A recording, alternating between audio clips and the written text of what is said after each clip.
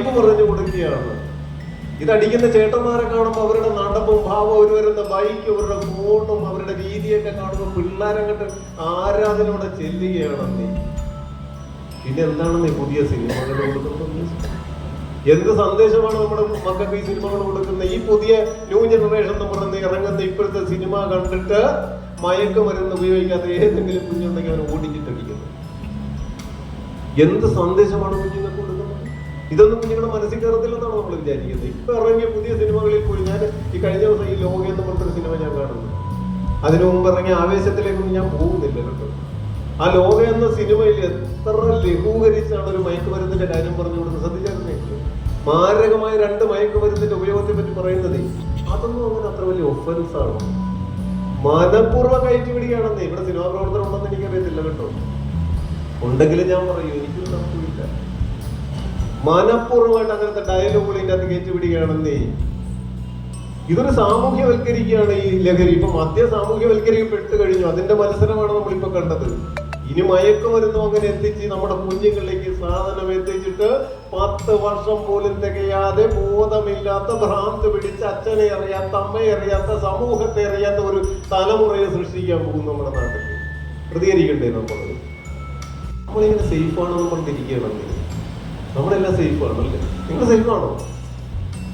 ആരാന്റെ അമ്മയ്ക്ക് ഭ്രാന്ത് പിടിച്ച കാണാൻ നല്ല ശൈലാണെന്നൊരു ജോലി ഞങ്ങളുടെ നാട്ടിലുണ്ട് കേട്ടോ. ഇവിടെ ഉണ്ടോ? ഇവിടെ ഉണ്ടോ? നമ്മൾ സേമിപ്പിച്ച്. പക്ഷെ ചെറിയ മാറ്റം വന്ന് ആരാന്റെ അമ്മയ്ക്കല്ല, ആരാന്റെ മക്കൾക്ക് ഭ്രാന്ത് പിടിച്ചാൽ കാണാൻ നല്ല ചേനാണെന്ന് പറഞ്ഞ് നമ്മളിങ്ങനെ ബാൽക്കണിയിൽ ഇരുന്ന് കാണുകയാണെന്ന്. അടുത്ത വീട്ടിലെ ചെറുക്കന് ചില സാധനങ്ങൾ വലിച്ചു കയറ്റുന്നു, കുടിച്ചു കയറ്റുന്നു, കുത്തി കയറ്റുന്നു. അവന് ഭ്രാന്ത് പിടിച്ച് അച്ഛനമ്മ എടുത്തിട്ട് ഫുട്ബോൾ കളിക്കുന്നു, വീട്ടിലെ സാധനങ്ങളൊക്കെ തല്ലിപ്പൊട്ടിക്കുന്നു, പോലീസ് വരുന്നു, എക്സൈസ് വരുന്നു, പിടിച്ചു കൊണ്ടുപോകുന്നു. ഇതൊന്നും നമ്മളെ ബാധിക്കത്തില്ലല്ലോ. ഇത് അടുത്ത വീട്ടിലെ പ്രശ്നമല്ല, നമ്മളെ ബാധിക്കുന്ന പ്രശ്നമല്ലല്ലോ. നമ്മൾ സേഫാണ്. എന്റെ ഭർത്താവ് ഉപയോഗിക്കുന്നില്ല, എന്റെ മക്കൾ ഉപയോഗിക്കുന്നില്ല, ഞങ്ങളുടെ വീട് സേഫാണ്. സേഫാണോ? സേഫാണോ? നമ്മള് ഒരു കുടുംബവും സേഫ് അല്ലെന്നേ. ഒരു പരിചയവും ഇല്ലാത്ത, ഒരു വൈരാഗ്യവും ഇല്ലാത്ത ഏതെങ്കിലും ഒരു പയ്യൻ, ഞാൻ എടുത്തു പറയണ ഏതെങ്കിലും ഒരു പയ്യൻ നിവർത്തി പിടിച്ചൊരു കത്തിയുമായിട്ടല്ല ചുരുട്ടി പിടിച്ചൊരു ചുറ്റികയുമായിട്ട് ഏത് നിമിഷവും നമ്മുടെ വീട്ടിൽ കയറി വന്ന് നമ്മുടെ പ്രിയപ്പെട്ടവരുടെയും ജീവൻ എടുത്തു പോകുന്ന ഭീതിതമായ ഒരു കാലഘട്ടത്തിലൂടെയാണ് ഇന്ന് കേരള സമൂഹം കടന്നു പോകുന്നത്. എത്ര അനുഭവങ്ങൾ നമ്മുടെ ചുറ്റുപാടുണ്ട്. നിങ്ങൾ പത്രവും വായിക്കേണ്ട, ചാനലും കാണണ്ട. നിങ്ങളുടെ ചുറ്റുപാടുള്ള ഒരു 10 വീടെടുത്ത് നോക്കിക്കൊന്നേ എത്രമാത്രം ഭീകരമായ അവസ്ഥയിലേക്ക് ഈ ലഹരി എത്തിപ്പെട്ടിട്ടുണ്ടെന്ന് നമുക്ക് മനസ്സിലാക്കാം. അഫാന മറന്നുപോയോ? എല്ലാവരും അഫാന മറന്നുപോയോ? ഇനി നിങ്ങൾ പത്രം വായിക്കണം, ഞാൻ പറഞ്ഞില്ലേ, ഇന്നത്തെ പത്രം വായിച്ചോളൂ. മറന്നുപോയോ? ഏറ്റവും ഭാഗ്യം ചെയ്ത അമ്മയാണ് ഞാൻ പറയുന്നത് കേട്ടോ. ലോകത്തിലെ ഏറ്റവും ഭാഗ്യം ചെയ്ത അമ്മ. ഇതുപോലെ അഫാനെപ്പോലൊരു മകനെ പ്രസവിച്ച ഒരമ്മ. കാരണം എന്താണെന്ന് ഏറ്റവും കുറവ് അടി കിട്ടിയത് അമ്മയ്ക്കാണ്. എത്ര അടിയായിരുന്നു? 14 അടി. പച്ചിരുമ്പ് കൊണ്ട് ജീവനുള്ള അമ്മയുടെ പച്ച മാംസത്തില് മകൻ കൊടുത്ത അടിയുടെ എണ്ണാണ് ഞാൻ പറഞ്ഞ 14 അടി. അതിൽ 2 അടി തലയോട്ടിയിൽ കൊടുത്തിട്ടുണ്ടല്ലോ. ഡോക്ടർമാർ റിപ്പോർട്ട് എഴുതിയതാണ് ആ ചുറ്റിയുടെ വലുപ്പത്തിൽ തലയോട്ടി ഉള്ളിലേക്ക് വിളർന്നു പോയത്. ബാക്കി 12 അടിയും, ബാക്കി 12 അടി ഇത്രയും നാള് ചൂട് പറ്റി കിടന്ന അമ്മയുടെ പാല് കുടിച്ച് വളർന്ന മാറിടത്തിൽ കൊടുത്തന്നേ പൊന്നുമകൻ. മരിച്ചു പോയെന്നാ വിചാരിച്ചു കേട്ടോ. അമ്മ മരിച്ചു പോയെന്നാ വിചാരിച്ചത്. ബോധം കെട്ട് വീണ് പോയ സ്ത്രീ. ഭയങ്കര സങ്കടമായി പോയി മകന് കേട്ടോ. നേരെ അടുക്കളയിൽ പോയി മുട്ട എടുത്ത് ഓംലേറ്റ് എടുത്ത് പോയി. അമ്മ മരിച്ചു കിടക്കും. ഈ ഓംലേറ്റ് അടിച്ചു കഴിഞ്ഞപ്പോഴാണ് പെട്ടെന്ന് ഉമ്മുമ്മാനെ പറ്റി ആലോചന കേട്ടോ. വർഷങ്ങൾക്ക് മുമ്പ് എപ്പോഴോ പൈസ ചോദിച്ചിട്ട് കൊടുക്കാത്തതിന് വഴക്കിട്ട് പോകുന്ന ഉമ്മുമ്മേനെ മെമ്മറിയിലേക്ക് വന്നത് ഈ ഓംലേറ്റ് അടിച്ചു കഴിഞ്ഞപ്പോഴാണ്. നേരെ വണ്ടി എടുത്ത് കിലോമീറ്ററുകൾ പോയി തീർത്ത് കൊടുത്തു ഉമ്മുമ്മേനെ. 10-70 വയസ്സുള്ള സ്ത്രീക്ക് 28 അടിയാണ് കൊടുത്തത്. പച്ചിരുമ്പ് കൊണ്ട് പച്ച മാംസത്തിൽ. അവിടെ തിരിച്ച് വീട്ടിലേക്ക് വരുമ്പോഴാണ് ഉപ്പുപ്പ വിളിക്കുന്നത് കേട്ടോ. ഈ സംഗതിയൊന്നും അറിഞ്ഞിട്ടില്ല പുള്ളിക്കാരൻ. ഇന്നത്തെ വിശേഷം തിരക്കാൻ വേണ്ടി വിളിച്ചേട്ടാ, മോനെ നീ എവിടെയാണ്, എന്താണ് വിശേഷം എന്നൊക്കെ ചോദിച്ച് ഫോൺ ചെയ്തപ്പോഴാണ് ഉപ്പുപ്പിനെ പറ്റി ഓർമ്മ വന്നത്. നേരെ വണ്ടി ഉപ്പുപ്പാടെ വീട്ടിലേക്ക് തിരിച്ചു. ഉപ്പുപ്പാനെ തീർത്തു, ഉമ്മുമ്മാനെ തീർത്തു. അല്ല വല്യുപ്പ അല്ലേ, വല്യുപ്പേനെ തീർത്തു, വല്യുപ്പനെ തീർത്തു. 29-32 അടികളൊക്കെയാണ് കൊടുത്തത്. തിരിച്ചു വന്നപ്പോഴാണ് ചങ്കത്തിയെ പറ്റി ആലോചിച്ചത് കേട്ടോ. എന്നാ പറയുന്നത്? ചിക്കല്ലേ. ഒന്നും അറിയാൻ പാടാത്ത പോലെ ഹോൺ പിടിച്ചിരിക്കും. ചിക്കല്ലേ അങ്ങനല്ല പറയുന്നത്. കാമുകിക്ക് പറയുന്ന പുതിയത്. ഇപ്പൊ ഇതിനു വേണ്ടി ഒരു നിഘണ്ടു നമ്മൾ ഇറക്കേണ്ട അവസ്ഥയുണ്ട്. ഇവരുടെ ഭാഷ പഠിക്കാൻ വേണ്ടി ചില സാധനമൊക്കെ പറഞ്ഞ് നമ്മളൊക്കെ അന്യഗ്രഹത്തിൽ പോയി നിൽക്കുകയാണെന്ന് ഒന്നും മനസ്സിലാക്കില്ല. നമ്മളൊക്കെ കാലഹരണപ്പെട്ടു പോയി കേട്ടോ. പുതിയ ഭാഷകള് ചിക്കിനോ കാമുകിയെ പറ്റി ആലോചിച്ചു കേട്ടോ. കുറെ നാളായിട്ട് പ്രേമിക്കല്ലേ, വെറുതെ ഉപേക്ഷിക്കാൻ പറ്റുമോ? വിളിച്ചു വരുത്തി പ്രിയപ്പെട്ട കാമുകിക്കും കൊടുത്തന്നേ 33 അടി പച്ചിരുമ്പ് കൊണ്ട് പച്ച മാംസത്തിൽ. ഏറ്റവും ഒടുവിൽ അവൻ ചങ്ക് പോലെ കൊണ്ട് നടന്ന് അവന്റെ ജീവനായിട്ട് സ്നേഹിച്ച് 9ാം ക്ലാസ്സിൽ പഠിക്കുന്ന സുന്ദാലിജനായി പാവത്തിന്റെ കുഴിമന്തി വാങ്ങിയാൻ പെട്ടെന്നാണ് കേട്ടോ കടയില്. നമ്മൾ കണ്ടതിന്റെ CCTV ദൃശ്യങ്ങളല്ലേ, കുഴിമന്തിയൊക്കെ വാങ്ങിയ കൊച്ചു റോഡ് സൈഡിലൂടെ പോകുന്ന ആ TV ദൃശ്യങ്ങൾ നമ്മൾ കണ്ടിരുന്നു. അതൊന്ന് കഴിക്കാനുള്ള സാവകാശം പോലും ആ കുഞ്ഞിന് കൊടുത്തില്ലെങ്കിൽ 35 അടിയാണെന്ന് ആ കുഞ്ഞിന് കൊടുത്ത് തീർത്ത് കളഞ്ഞത് ഒരു സഹോദരൻ. അമ്മ മരിച്ചില്ല കേട്ടോ, അമ്മ മരിച്ചില്ല. മക്കള് കേൾക്കാൻ വേണ്ടി ഞാൻ പറയുകയാണ്. ICU യൂണിറ്റില് അങ്ങോട്ടോ ഇങ്ങോട്ടോ എന്നറിയാതെ കിടക്കുന്ന അവസരത്തിൽ ഇടക്ക് ബോധം തെളിഞ്ഞപ്പോൾ പോലീസുകാര് ചോദ്യം ചെയ്യാൻ മൊഴിയെടുക്കാൻ വേണ്ടി എത്തിയപ്പോൾ അമ്മ പറഞ്ഞ മറുപടി എന്തായിരുന്നു? എന്ത് പറ്റിയെന്നാ പറഞ്ഞ അമ്മയ്ക്ക്? കട്ടിലിൽ നിന്ന് വീണതാണ്. കട്ടിലിൽ നിന്ന് വീണ 14 അടി കൊടുത്ത് മറ്റു മരണങ്ങളൊന്നും അമ്മ അറിഞ്ഞിട്ടില്ല ആ സമയത്ത് കേട്ടോ. എങ്കിലും തന്നെ തല്ലിയത് തന്റെ മകനാണെന്ന് പറഞ്ഞു. 14 അടി കൊടുത്ത് നെഞ്ചാങ്കൂട് പിളർന്ന് തലയോട്ട് പിളർന്ന് മരണത്തോട് മല്ലടിച്ച് കിടക്കുന്ന സമയത്തും അമ്മ പറഞ്ഞത് ഞാൻ കട്ടിലിൽ നിന്ന് വീണതാണ്. മക്കൾ കേൾക്കുന്നുണ്ടോ? അതാണമ്മ, അതാണമ്മ. നിങ്ങൾ ഈ തന്ത വൈബും തള്ള വൈബൊക്കെ പറഞ്ഞ് മാറ്റി നിർത്തുന്ന അച്ഛൻ്റെ അമ്മയുടെ മനസ്സ് കാണാൻ വല്ലപ്പോഴും ഒന്ന് ശ്രമിക്കണമെന്ന്. അപ്പൊ ഈ ലഹരിയിലേക്കൊന്നും പോകാൻ പറ്റത്തില്ല. ഗൾഫിൽ നിന്ന് ഭർത്താവ് ചോദിച്ചപ്പോഴും അമ്മ പറഞ്ഞത് ഞാൻ കട്ടിലിൽ നിന്ന് വീണതാണ്. ഇത് കഴിഞ്ഞ് ബോധമൊക്കെ തെളിഞ്ഞ് വീട്ടിൽ വന്നു കഴിഞ്ഞ് ഇവരെ തെളിവെടുപ്പിനായിട്ട് പോലീസുകാരവിടെ കൊണ്ടുചെന്നപ്പോൾ ആ അമ്മ പോലീസുകാരുടെ കാല് പിടിച്ച് അപേക്ഷിച്ചൊരു കാര്യമുണ്ട്. എന്താണെന്നറിയാം? ഇതെല്ലാം അറിഞ്ഞിട്ട്, ഇത്രയും പേരെ കൊന്നെന്ന് അറിഞ്ഞിട്ട് തന്നെ കൊല്ലാൻ ശ്രമിച്ചത് എല്ലാം ബോധത്തോടെ ഇരുന്ന അമ്മ അപ്പോഴും പറഞ്ഞ കാര്യം എന്താണെന്നറിയാം? സാറേ എന്റെ മകനെ ഒന്ന് ജയിലിൽ നിന്ന് ഇറക്കാൻ പറ്റുമോ? സാറേ എന്റെ മകനെ ഒന്ന് ജയിലിൽ നിന്ന് ഇറക്കാൻ പറ്റുമെന്ന് അമ്മ ചോദിക്കുകയാണെന്നേ. ഇതുപോലെ മക്കൾ അന്ധമായിട്ട് വിശ്വസിക്കുന്ന, അന്ധമായിട്ട് സപ്പോർട്ട് ചെയ്യുന്ന അമ്മമാരും അച്ഛന്മാരും തന്നെയാണെന്ന് ഈ ദുരന്തങ്ങൾക്ക് കാരണം. ഈ പയ്യനൊന്നും ജീവിതത്തിൽ ആദ്യമായിട്ട് ചെയ്ത ക്രൈമൊന്നും ആയിരിക്കത്തില്ലത്, ഒരു കാരണവശാലും ആയിരിക്കത്തില്ല. അവനെ ചെയ്ത രീതിയും ആ സമയത്ത് മാനസികാവസ്ഥയെ നോക്കിയാൽ നമുക്കറിയാം. ഇവൻ ആദ്യമായിട്ട് ഇതുപോലെ ചെറിയ ചെറിയ പല കാര്യങ്ങളും കണ്ടു കാണും. അത് അമ്മ ചിലപ്പോൾ മറ്റുള്ളവരോട് മറച്ചു വെച്ചും കാണും. വീട്ടിൽ വഴക്കുണ്ടാകാതിരിക്കുക, അച്ഛൻ വഴക്കിടുവല്ലേ പ്രശ്നമാകുന്നൊന്നും ഇങ്ങനെ മറച്ചു വെക്കുന്ന പല സംഭവങ്ങളും നാണക്കേട് വിചാരിച്ച് നമ്മൾ നാട്ടുകാരറിയും, വീട്ടുകാരറിയും, കുടുംബക്കാരറിയും എന്നും പറഞ്ഞ് നമ്മൾ മറച്ചു വെക്കുന്ന പല കാര്യങ്ങളുമാണെന്ന് നാളെ പത്രത്തിലൂടെയും ചാനലിലൂടെയൊക്കെ ഈ ലോകം മുഴുവൻ അറിയുന്നത്. നമ്മുടെ മക്കൾ എന്തെങ്കിലും ഒരു സാധനം ഉപയോഗിച്ച് തുടങ്ങിയെന്നൊരു തോന്നലെങ്കിലും വന്നാൽ തന്നെ കൈയോടെ അത് പിടിച്ച് കൈകാര്യം ചെയ്യണം. പിടിച്ച് തല്ലാനും കൊല്ലാനൊന്നും പോയിട്ട് ഒരു കാര്യമില്ല കേട്ടോ. ഇതൊരു രോഗമാണെന്ന് മനസ്സിലാക്കുക. മറ്റേതൊരു രോഗം പോലെ തന്നെയും മദ്യത്തിനോട്, മയക്കുമരുന്നിനോട് അഡിക്ഷൻ എന്ന് പറയുന്ന രോഗം മാത്രമാണ്. എത്രയും പെട്ടെന്ന് അതിന് ചികിത്സ കൊടുക്കുക. ഒരു നാണക്കെട്ട് വിചാരിക്കണ്ട. ഏതെങ്കിലും സൈക്കോളജിസ്റ്റിനെ കാണിക്കുക, സൈക്കാട്രിസ്റ്റിനെ കാണിക്കുക. ഒരു കൗൺസിലിങ്ങിലൂടെ തീരാവുന്ന പ്രശ്നങ്ങളാണ് 90%. ബാക്കി ഒരു 10% ഡി അഡിക്ഷനിലേക്ക് പോകുന്നുണ്ട്. പക്ഷെ ഈ ഡി അഡിക്ഷനിലേക്ക് പോയിട്ട് തിരിച്ചു കിട്ടുക എന്ന് പറഞ്ഞാൽ അതിൽ എളുപ്പമുള്ള കാര്യമൊന്നുമല്ല കേട്ടോ. ഇവിടെ എക്സൈസിന്റെ കീഴിൽ, സർക്കാരിന്റെ കീഴിലൊക്കെ ഒരുപാട് സൗജന്യ ഡി അഡിക്ഷൻ കേന്ദ്രങ്ങളുണ്ട്, കൗൺസിലിംഗ് സെന്ററുകളുമുണ്ട്. 4 ലക്ഷം അനുവദിച്ചിട്ടുണ്ട് സാറിന്. ചുമ്മാ വാരിക്കൊരു കൊടുക്കും കേട്ടോ, തിരിച്ചൊന്നും കിട്ടത്തില്ല. കുടുംബശ്രീന്ന് വായ്പൊക്കെ എടുക്കും. തിരിച്ചടക്കണ കാര്യം പറയുമ്പോഴാണ് കുടുംബശ്രീ തമ്മിലടിയല്ലേ. അപ്പൊ അതുകൊണ്ട് നമ്മുടെ വരവ് ചിലവ് അറിയിച്ച്, വീട്ടിലെ ബുദ്ധിമുട്ട് അറിയിച്ച് മാത്രം മക്കളെ വളർത്തുക. ഒരു പരിധിക്ക് അപ്പുറത്തൊന്നും വിട്ടുകൊടുക്കുന്നുണ്ട്.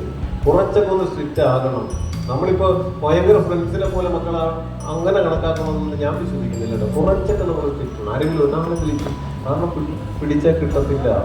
കാരണം 99% സാധ്യതകളും നമ്മുടെ സമൂഹത്തിൽ ഈ പിള്ളേരെ കുഴപ്പമൊന്നും ഇല്ലല്ലോ. നാശിച്ച് നാറാണക്കല്ലും പറിക്കാനുള്ള എല്ലാ സാഹചര്യങ്ങളും നമ്മൾ ഉണ്ടാക്കിയിട്ട് കൊടുത്തിട്ടാണ് നമ്മൾ ഈ പിള്ളേരെ കുറ്റം പറയുന്നത്. അവർക്ക് നശിക്കാനുള്ള എല്ലാ സാഹചര്യവും നമ്മൾ റെഡിയാക്കിയിട്ടുണ്ട്. നമ്മൾ പിള്ളേർ ശരിയെന്നുള്ളതൊക്കെ നിൽക്കുക. തിരുത്തൽ വീട്ടിൽ തുടങ്ങിക്കുന്നുണ്ട്. ഇനി മക്കൾക്ക് വേണ്ടിയാണ് ജീവിക്കുന്നതെന്ന് വിശ്വസിക്കുന്നെങ്കിൽ മക്കളെ സ്കൂളിൽ പോകുമ്പോൾ ഉമ്മ കൊടുത്തു വിടുന്ന എത്ര അച്ഛനമ്മമാരുണ്ട് എന്ന് കഴിഞ്ഞു. മക്കൾക്ക് ഒരു ഉമ്മയൊക്കെ കൊടുത്തു വിടുന്ന ഒരു അമ്മയുണ്ട് കേട്ടോ. അവിടെ ഒരാൾ അവള് പൊക്കുകയാണ്, ഞാനും പൊക്കാതെ അങ്ങനെ വേറെ ആരും ഉമ്മ കൊടുക്കുന്നില്ല. അത് നാണമായിട്ടാണ്. എല്ലാവർക്കും ചമ്മലാണെന്നേ. ആ അമ്മയ്ക്ക് ഒരു ഐഡിയ കൊടുത്ത് ഞാൻ മടിയാണ് കേട്ടോ. ബാക്കിയുള്ളവർക്കൊക്കെ ചമ്മലാണ്. ഇത്രയും വലിയ കൊച്ചിനൊക്കെ എങ്ങനെ ഉമ്മ കൊടുക്കും അല്ലേ? കുഞ്ഞായിരുന്നപ്പോ അച്ഛനും അമ്മ മത്സരിച്ച് ഉമ്മ കൊടുക്കും. പക്ഷെ വലുതായി കഴിഞ്ഞാൽ നമുക്ക് ചമ്മലാണ് ഉമ്മ കൊടുക്കാൻ അല്ലേ? നിങ്ങൾ ചമ്മി അവിടെ ഇരുന്നോണ്ടേ അവർക്ക് ഉമ്മ കൊടുക്കാൻ ആൾക്കാർ സ്കൂളിൽ ഇരുന്ന് റെഡി ആയിട്ട് നിൽക്കുന്നുണ്ടേ. ഒരു തർക്കവും വേണ്ട, ഒരു തർക്കവും വേണ്ട. വീട്ടിൽ കിട്ടാത്ത സാധനം നേടി പിള്ളേർ പുറത്ത് പോകുന്ന കാര്യത്തിൽ ആർക്കും തർക്കം വേണ്ട കേട്ടോ. തൃപ്പൂണിത്തുറയിൽ ഒരു സ്കൂളിൽ ഞാൻ ചെന്നപ്പോൾ ടീച്ചർ പറഞ്ഞു, സാറേ ഇവിടെ പഠിക്കുന്ന പെൺപിള്ളേർ ചില പെൺപിള്ളേർ യൂണിഫോം കൂടാതെ ഒരു ജോഡി ഡ്രസ്സ് കൂടെ ബാഗിൽ വെച്ചിട്ട് വരും. ചോദിച്ച ടീച്ചർ അതെന്തിനാ? ഇവിടെ മാറായിട്ട് ഫ്രണ്ടിലുള്ളൊരു പെട്രോൾ പമ്പില് ബാത്റൂമിൽ വേറെ മെയിൻ തരാമോ? എനിക്ക് ഉണ്ടായിട്ട്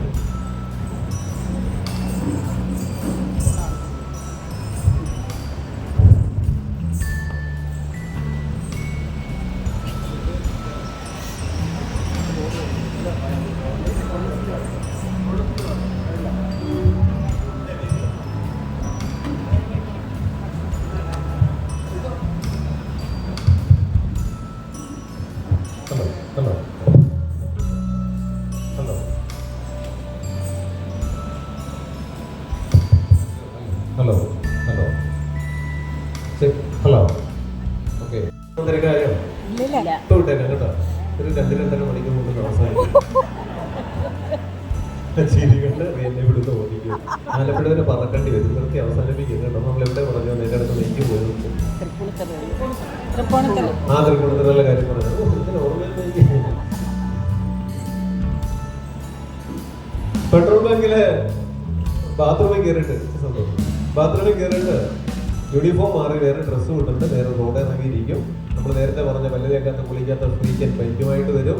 കുറേ ചാടി കയറി ഇരിക്കും. അത് ഇരിക്കത്തില്ല, നമുക്ക് കിടക്കാനും പറ്റില്ല. ഇവിടുത്തെ ബൈക്ക് ഇരിക്കാൻ പറ്റത്തില്ല. ഒറ്റ പോക്കാണ്. എങ്ങോട്ടാ പോകുന്നത് അറിയാമോ? അറിയാറില്ല. നമ്മൾ മറൈൻ ഡ്രൈവിൽ പോയി നോക്കിയാൽ മതിയില്ലേ?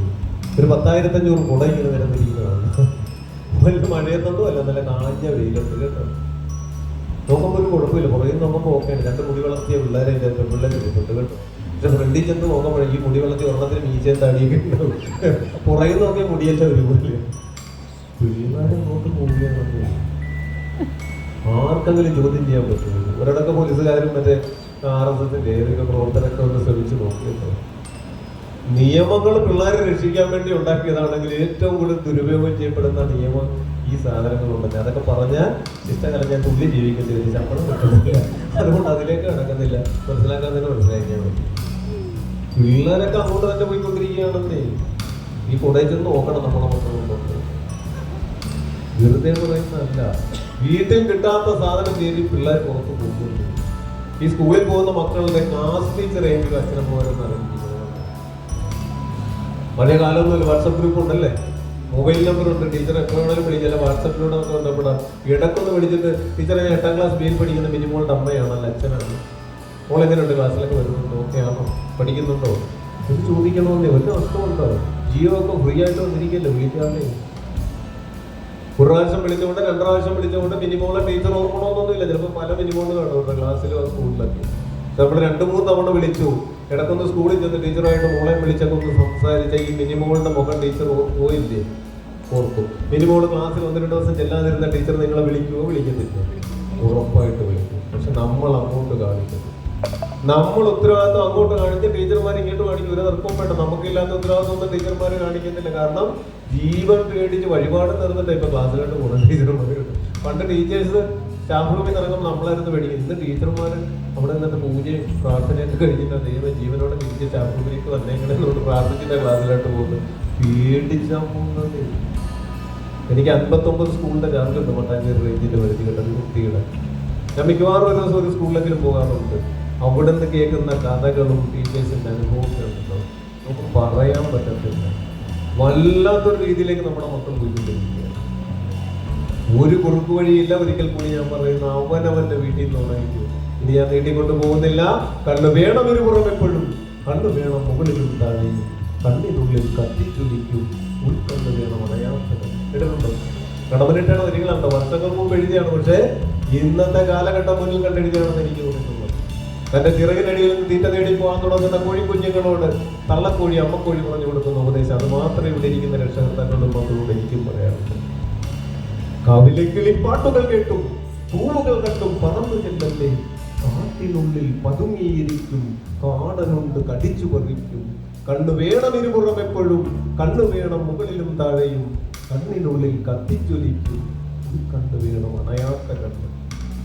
അങ്ങനെ അണയാത്ത കത്തിച്ചൊലിക്കുന്ന ഉൾക്കണ്ണുമായി നമ്മുടെ മക്കളുടെ പിന്നാലെ കൂടിക്കൊള്ളുക. കാക്കയ്ക്കും കഴുകനും പരുന്തിനും ഒന്നും കൊത്തിപ്പറിക്കാനും കൊത്തിപ്പറക്കാനുമുള്ളതല്ല നമ്മുടെ മക്കൾ എന്ന സത്യം നിങ്ങളുടെ മനസ്സിലേക്ക് അല്പമെങ്കിലും എത്തിക്കാൻ എന്റെ ചുവടുകൾക്കും വാക്കുകൾക്കും സാധിച്ചിട്ടുണ്ടെങ്കിൽ ഞാൻ കൃതാർത്ഥനായി. മനോഹരമായ ഒരു വേദിയില് നല്ലൊരു ജനങ്ങളുടെ മുന്നില് രണ്ട് വാക്ക് സംസാരിക്കാനും ഈ ഓട്ടംതുള്ളൽ അവതരിപ്പിക്കാനും എനിക്ക് അവസരം ഉണ്ടാക്കി തന്ന എന്തായിരുന്നു സെൻട്രൽ മണിമല അതാണ് CMR അല്ലേ?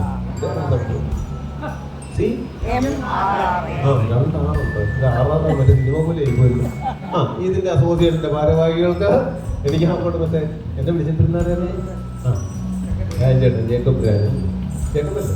അതെ, അദ്ദേഹത്തിന് മാത്രമേ അറിയുള്ളൂ. ബാക്കി ആരും ഒന്നും പരിചയപ്പെടാൻ സമയം കിട്ടില്ല. വന്നോളൂ എന്നെ പിടിച്ച് വെച്ചാൽ തള്ളായിരുന്നു മേക്കപ്പ് റൂമിലേക്ക് പെട്ടെന്ന് ഇറങ്ങിയുള്ള ആൾക്കാർ വയലന്റ് ആകുമെന്ന് പറഞ്ഞു. നിങ്ങൾ വയലന്റ് ആകുന്ന ആൾക്കാരായിരുന്നോ? അല്ല. അപ്പൊ എന്തായാലും വയലന്റ് ആകാതെ ഇത്ര നേരം ഇവിടെ ക്ഷമിച്ചിരുന്ന ഈ തുള്ളൽ കാണുകയും എന്റെ വാക്കുകൾ കേൾക്കുകയും ചെയ്ത് പുറത്ത് ചിരിച്ചു വന്നിട്ട് എന്നെ പ്രാഗിക്കൊണ്ടിരുന്ന പ്രാഗിയായിരുന്നോ? പ്രാഗാൻ പോവുകയാണ്. അപ്പൊ അവസാനിപ്പിക്കുകയാണ്. പ്രിയപ്പെട്ട എല്ലാ നാട്ടുകാർക്കും എന്റെ പേരിലും ഇനി അതുപോലെ പ്രത്യേകിച്ച് കേട്ടോ ഇതുപോലെ ഒരു യുവതലമുറ ഒന്ന് വന്നിരിക്കുന്നത് ഇതൊരു പ്രതീക്ഷയാണ്. ഞാൻ പറഞ്ഞില്ലേ, കേരളത്തിൽ പലയിടത്തും പോലും കാണാത്തൊരു പ്രതീക്ഷയാണ്. ദുഃഖത്തിന്റെ മയക്കുമരുന്നിന്റെ ദുരന്തത്തിന്റെ ചിഹ്നമായ ഒരു കറുപ്പ്. ഞാൻ ചോദിച്ചത് എന്താ കറുപ്പിട്ടത് കേട്ടോ? എല്ലാവരും കറുപ്പ് എന്താണ് ഇങ്ങനെ ആക്കിയത്? ഒരാളെന്നോട് പറഞ്ഞത് മയക്കുമരുന്നിനെതിരായിട്ടുള്ള പോരാട്ടമല്ലേ, അതൊരു ദുരന്തത്തിനെതിരായിട്ടുള്ള പോരാട്ടം. അപ്പൊ കറുപ്പ് നല്ല മിടുക്കന്മാരും പിടിക്കുകയാണ് കേട്ടോ. ഇവര് വിചാരിച്ചാൽ നിങ്ങളുടെ പ്രസിഡന്റ് ഓക്കെയാണല്ലേ. അപ്പൊ ഇവർക്ക് എന്റെ പേരിലും എക്സൈസ് ഡിപ്പാർട്ട്മെന്റിന്റെ എല്ലാവിധ ആശംസകളും അറിയിച്ചുകൊണ്ട് നന്ദിയും അറിയിച്ചുകൊണ്ട് എല്ലാവർക്കും നന്ദി അറിയിച്ചുകൊണ്ട് നിർത്തുന്നു. അതിന്റെ എന്റെ പ്രിയപ്പെട്ട എനിമോ സാർ കേട്ടോ, സാറിനെ പരിചയപ്പെട്ടിരുന്നോ? നമ്മുടെ എറണാകുളത്തിന്റെ ജില്ലയുടെ തലവനായിട്ട് വിരമിച്ചതാണ്. നിങ്ങളുടെ നാട്ടിൽ അദ്ദേഹം കൊണ്ട് ഇനി ഒന്നും പേടിക്കേണ്ട കാര്യമില്ല. ഇടക്കിടക്ക് ശല്യപ്പെടുത്തി പോകണം. എക്സൈസുമായിട്ട് ബന്ധപ്പെട്ട് എന്ത് കാര്യത്തിൽ സാറിന് ഇപ്പോഴും നല്ല സ്വാധീനമുള്ള മനുഷ്യനാണ് കേട്ടോ. ശരീരത്തിന് കൈക്കും കാലിലല്ല, ഡിപ്പാർട്ട്മെന്റ് നല്ല സ്വാധീനമുള്ള മനുഷ്യനാണ്. അപ്പൊ എല്ലാവരും നോക്കും വല്ല കുഴപ്പമുണ്ടാകും, ഒരു കുഴപ്പമില്ല. പ്രിയപ്പെട്ട സാറ് എന്നെ പരിപാടിക്ക് എന്നെ ഒരുപാട് പ്രോത്സാഹിപ്പിച്ചിട്ടുള്ളതാണ്. അപ്പൊ അദ്ദേഹത്തിനും എല്ലാവർക്കും ഒരിക്കൽ കൂടി നന്ദി അറിയിച്ചുകൊണ്ട് നിർത്തുന്നു. നന്ദി, നമസ്കാരം.